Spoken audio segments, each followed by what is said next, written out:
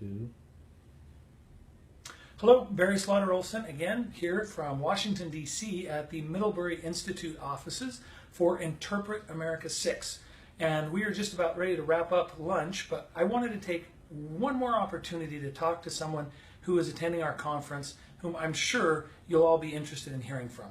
So with me is Angelica Villagran. Angelica is from Stanford Healthcare and works with medical remote interpreting, right? Or did I get that right? MRI, right? VMI. VMI, video medical interpreting. I'm so used to saying VRI, but they use another acronym for it within Stanford.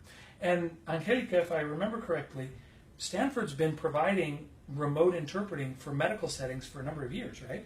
Yes, that's correct. We started in 2009. We started with one clinic, a pilot, and we started with about 30 computers that had VMI on them. Now we have expanded to all the way to San Diego. We have workstations that have VMI on them in 1,300 units, 1,300 clinic exam rooms. Mm-hmm. That's a lot of clinics. Now let me ask you this, how many interactions are interpreted remotely, I don't know, a month or a year? In a year, we're interpreting about 23,150 encounters. You remember that number really well, don't you? That is a lot. And the interpreters, they are staff interpreters, and how have they received this, and how did you go from one pilot project in 2009 to where you are today? Well, it was a rocky road. It took a lot of learning. All of our interpreters are staff interpreters. However, when our interpreters are all busy with encounters, the computer will roll you over to over-the-phone interpreting. So that's our backup, so that the provider will always have somebody to help them. Mm-hmm. Most of the calls are captured by us, by our staff.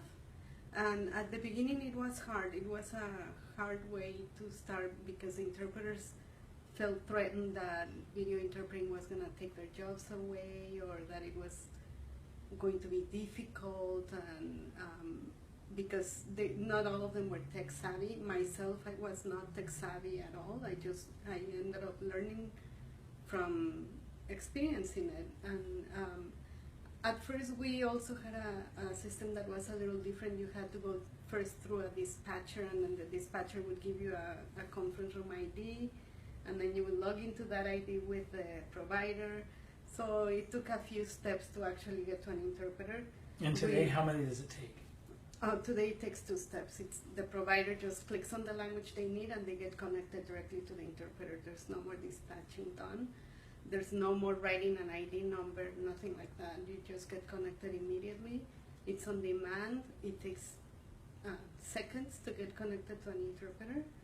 And like I said, if they are busy, you will roll over to a phone interpreter through the computer. So the provider doesn't have to do anything else other than click once and then get their interpreter.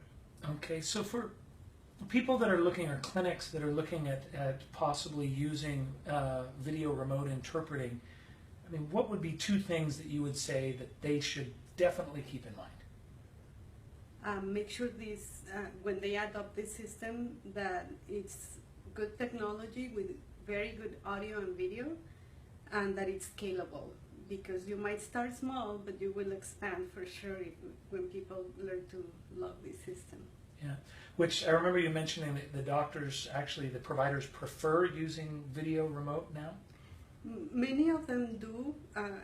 Not for everything, of course. Yeah, this is especially true for clinics. When there's clinics encounters, the fact that we're there on demand makes it so much better for them, so much faster, because we're just a click away. If they need to give really bad news, they prefer in person, and we provide that too. Or if the patient is really hard of hearing, then we also provide in-person interpreting. And sometimes it's the interpreter who starts a video encounter that sees that something might not be suitable for video. They might just say, I'll walk over there right now, and they do it. Mm-hmm. If that's possible. If they're in San Diego and the clinic's in San Francisco, that might not work, right? Right. Well, excellent. I wanted to ask you just one more question, and you've been able to participate first in our plenary this morning and through our first work group, and now we're headed off to the second. But have you had any aha moments where you've just gone, oh wow, I didn't know that, or you've learned something new today? I've learned that many interpreters are still reticent to video interpreting. That was really a surprise to me because we've been doing it for so many years. Mm-hmm. To me, it was very surprising to hear that many people are not on board yet with technology. To me, I heard this in a conference one time from the keynote speaker. Technology is a train. If you don't get on that train is moving fast. If you don't get on it, you'll stay at the station. Yeah, that's a great analogy and something that we do have to keep in mind. Well, Angelica, I don't want to keep you anymore because you've got to get back to your second work group. But thank you so much for your time and for your willingness to share your experience and your expertise. It's definitely my pleasure. Thank you very much, Barry.